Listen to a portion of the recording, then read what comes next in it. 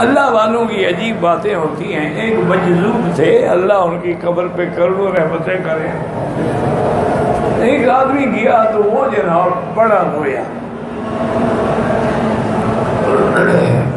انہوں نے پوچھا بھائی کیوں روتے ہو؟ اس نے کہا جی میں بہت بڑی مصیبت میں پھنس گیا ہوں، حل کوئی نہیں نکلنے،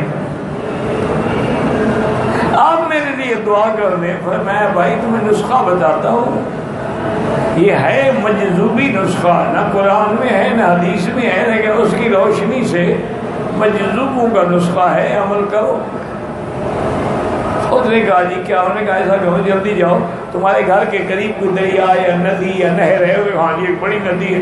انہوں نے کہا اس ندی میں جا کے کھڑے ہو جاؤ اور کپڑے باہر رکھو، تو پانی میں جب کمر سے اوپر تک پانی آ جائے تو بدن تو پانی میں چھپ گیا ہے نا، اب اسی پانی کو تھوڑا پی لو، پھر دعا مانگو رو کے.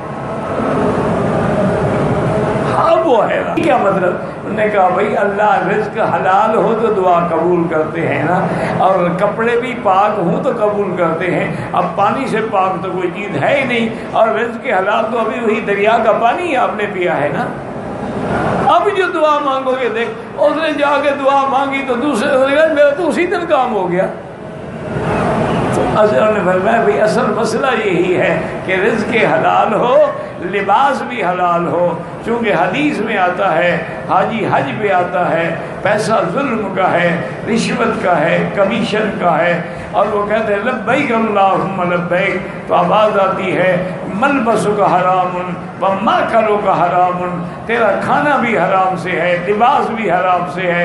وغذی بالحرام حجک مردود علیک لا لبیک ولا سعدیک. جاؤ ہم نے حج تمہارے منہ پہ مار دیا ہے، تمہارا حج قبول نہیں ہوگا. قبول کب ہوگا؟ جب حلال ہوگا.